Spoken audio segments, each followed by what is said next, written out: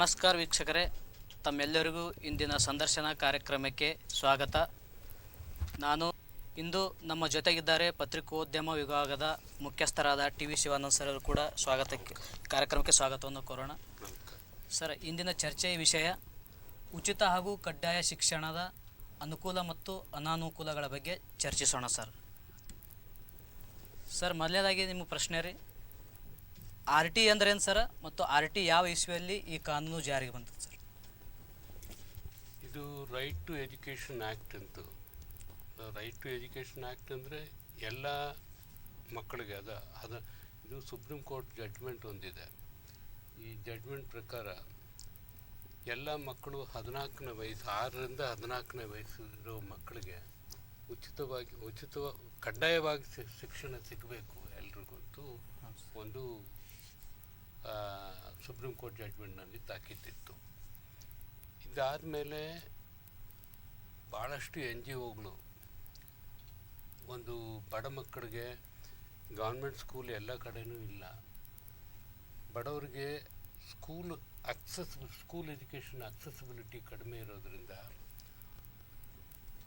Private ಸ್ಕೂಲ್ನಲ್ಲಿನೂ ಫ್ರೀಯಾಗಿ admission, ಒಂದು 25% admission, ಒಂದು 100 ಸೀಟ್ ಇದೆ ಅಂದರೆ ಒಂದು ಕ್ಲಾಸ್ನಲ್ಲಿ ಫಸ್ಟ್ ಸ್ಟ್ಯಾಂಡರ್ಡ್ನಲ್ಲಿ 100 ಸೀಟ್ ಇದೆ ಅಂದರೆ ಅಟ್ಲೀಸ್ಟ್ 25 ಸೀಟುಗಳು ಬಡ ಮಕ್ಕಳಿಗೆ ರಿಸರ್ವ್ ಇಡಬೇಕು, ಫ್ರೀಯಾಗಿ ಅವ್ರಿಗೆ ಅಡ್ಮಿಷನ್ ಮಾಡಬೇಕು.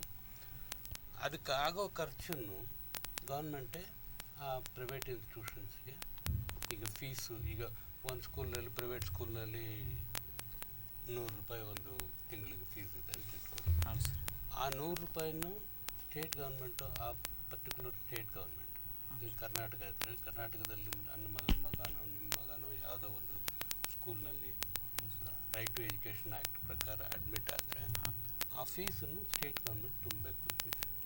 ಇದು ಆ್ಯಕ್ಟು. ಈ ಆ್ಯಕ್ಟ್ ಪಾಸ್ ಆಗಿದ್ದು ಲೋಕಸಭಾ ಮತ್ತು ರಾಜ್ಯಸಭಾದಲ್ಲಿ 2009ರಲ್ಲಿ ಪಾಸ್ ಆದ್ರೂ ಕರ್ನಾಟಕದಲ್ಲಿ ಅದನ್ನು ಇಂಪ್ಲಿಮೆಂಟ್ ಮಾಡಿದ್ದು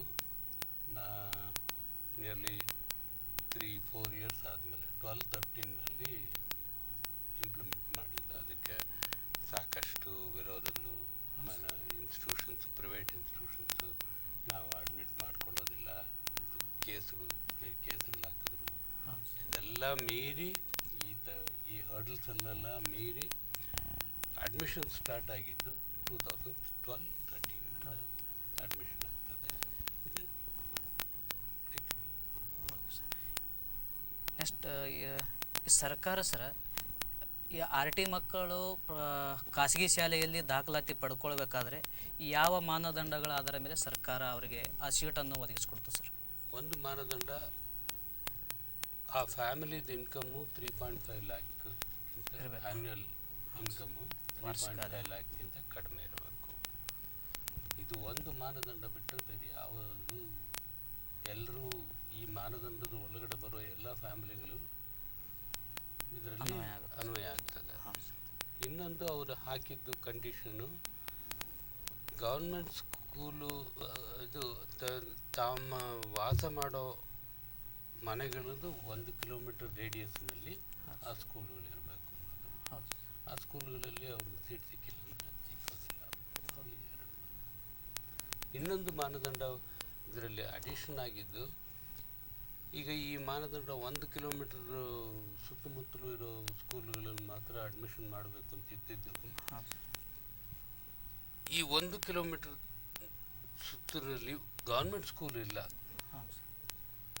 2 ಕಿಲೋಮೀಟರ್ ರೇಡಿಯಸ್ನಲ್ಲಿ ಗೌರ್ಮೆಂಟ್ ಸ್ಕೂಲ್ ಇಲ್ಲ ಅಂದರೆ ಆ 2 ಕಿಲೋಮೀಟರ್ ರೇಡಿಯಸ್ ಆಗ್ತದೆ. ಹಾಂ ಸರ್. ಈಗ ಒಂದು ಹಳ್ಳಿ ತಗೊಳ್ಳಮ್ಮ, ಯಾವುದೋ ಒಂದು ಹಸರಗುಂಡಿಗೆ ಅಂತ ಒಂದು ಹಳ್ಳಿ ಇದೆ ಅಂತ ಇಟ್ಕೊಳ್ಳಮ್ಮ. ಹಸರಗುಂಡಿ ಸುತ್ತಮುತ್ತ 1 ಕಿಲೋಮೀಟರು ಇದರಲ್ಲಿ ಗೌರ್ಮೆಂಟ್ ಸ್ಕೂಲ್ ಇದ್ದರೆ ಆ 1 ಕಿಲೋಮೀಟರ್ದು ಮಾನದಂಡ ಬರ್ತದೆ.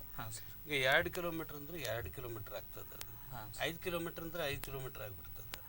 ಅಂದರೆ 1 ಕಿಲೋಮೀಟರ್ ಒಳಗಡೆ ಇತ್ತು ಅಂದರೆ ಖಾಸಗಿ ಶಾಲೆ ಪ್ರವೇಶ ಪಡಿಬೋದು ನಾವು. ಪಡಿಬೋದು ಸರ್. ಈಗ ಗೌರ್ಮೆಂಟ್ ಸ್ಕೂಲು ಪೂರಾನೇ ಇಲ್ಲ, 2 ಕಿಲೋಮೀಟರ್ವರೆಗೂ ನಮಗಿಲ್ಲ ಅಂದರೆ ಹಾಂ ಸರ್, ಏನು ಮಾಡಬೇಕು ಹುಡುಗರು? 2 ಕಿಲೋಮೀಟರ್ವರೆಗೂ RT ಆ್ಯಕ್ಟ್ ಬರ್ತದೆ ನಮಗೆ. ಹಾಂ ಈಗ ನಿಮ್ಮ ಮಗನೋ ನನ್ನ ಮಗನೋ ನನ್ನ ಮಗಳೋ ನಿಮ್ಮ ಮಗಳೋ ಏನೋ ನಾವು ಒಂದು ಹಳ್ಳಿನಲ್ಲಿ ವಾಸ ಮಾಡ್ತೀವಿ ಅಂತ ಇಟ್ಕೊರಿ.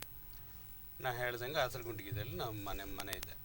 ಹಸಿರುಗುಂಡಿಗೆ ಮನೆ ಒಳಗಡೆ ನಾರ್ಮಲಿ 1 ಕಿಲೋಮೀಟ್ರ್ ರೇಡಿಯಸ್ನಲ್ಲಿ ಗೌರ್ಮೆಂಟ್ ಸ್ಕೂಲ್ ಇದ್ದೇ ಇರ್ತದೆ. ಕೆಲವು ಎಕ್ಸ್ಟ್ರಾರ್ಡಿನರಿ ಸಿಚುವೇಶನ್ಸ್ನಲ್ಲಿ ಕೆಲವು ಹಳ್ಳಿಗಳಲ್ಲಿ 2 ಕಿಲೋಮೀಟ್ರ್ 3 ಕಿಲೋಮೀಟ್ರ್ ದೂರದಲ್ಲಿನೂ ಗೌರ್ಮೆಂಟ್ ಸ್ಕೂಲ್ಸ್ ಇರೋದಿಲ್ಲ. ಆವಾಗ ಏನು ಮಾಡಬೇಕು? 1 ಕಿಲೋಮೀಟ್ರ್ ಒಳಗಡೆ ಇದ್ದರೆ 25% ಅನ್ವಯ ಆಗ್ತದೆ, 25% ಇದೆ. ಕೆಲವು ಏರಿಯಾಸ್ ಇದೆ. ನೀವು ಈಗ ನಮ್ಮ ಕೊಂಚಾವರಂ ಫಾರೆಸ್ಟ್ ಇದೆ ಚಿಂಚೋಳಿನಲ್ಲಿ. ಚಿಂಚೋವರಂ ಫಾರೆಸ್ಟ್ ಒಳಗಡೆ ಕೆಲವು ತಾಂಡಗಳಿದ್ದಾವೆ, ಭಾಳಷ್ಟು ತಾಂಡಗಳು, ನಿಯರ್ಲಿ ಅರೌಂಡ್ 50 to 60 ತಾಂಡಸ್ ಇದ್ದಾವೆ ಕೊಂಚಾವರಂ ಫಾರೆಸ್ಟ್ನಲ್ಲಿ. ಆ ಫಾರೆಸ್ಟ್ನಲ್ಲಿ ನೀವು 1 ಕಿಲೋಮೀಟ್ರ್ ಒಳಗಡೆ ಸ್ಕೂಲ್ ಇಲ್ಲ ಅಂದರೆ ಗೌರ್ಮೆಂಟ್ ಸ್ಕೂಲು ಅಂತೂ ಸಿಕ್ಕೋದೇ ಇಲ್ಲ ಅಲ್ಲಿ. ಅವ್ರಿಗೆ ಅಂಥ ತಾಂಡಗಳಿಗೆ, ಅಂಥ ಹಳ್ಳಿಗಳಿಗೆ ಏನಾಗ್ತದೆ, ನಮ್ಮ ಹುಡುಗನೋ ನಿಮ್ಮ ಹುಡುಗನ, ನಾನೇ ಕೊಂಚವರಂ ತಾಂಡನಲ್ಲಿ ಇದೆ ಅಂತ ನನ್ನ ಮಗು ಇತ್ತು ಅಂತ ಇಟ್ಕೊರಿ, ನನಗೆ ಅಡ್ಮಿಷನ್ನು ಈ RT ಆ್ಯಕ್ಟ್ 1 ಕಿಲೋಮೀಟ್ರ್ ಒಳಗಡೆ ಅಂತ ಅನ್ವಯ ಆಗೋದಿಲ್ಲ. ಇಟ್ ಎಕ್ಸ್ಟೆಂಡ್ ಅಪ್ಸ್ ಟು ಎಲ್ಲಿವರೆಗೂ ಗೌರ್ಮೆಂಟ್ ಸ್ಕೂಲ್ ಇದೆ. 10 ಕಿಲೋಮೀಟ್ರ್ ದೂರದಲ್ಲಿ ಗೌರ್ಮೆಂಟ್ ಸ್ಕೂಲ್ ಇದ್ದರೆ 10 ಕಿಲೋಮೀಟ್ರ್ ರೇಡಿಯಸ್ನಲ್ಲಿ ನಾನು ಅಡ್ಮಿಷನ್ ಪಡಿಬೋದು. RT ಪ್ರೈವೇಟ್ ಸ್ಕೂಲ್ನಲ್ಲಿ ಎಲ್ಲಿ ಬೇಕಂದ್ರೂ ಅಡ್ಮಿಷನ್ ಪಡಿಬೋದು. ಅದು ಒಂದು ಬೆನಿಫಿಟ್ ಇದರಲ್ಲಿ.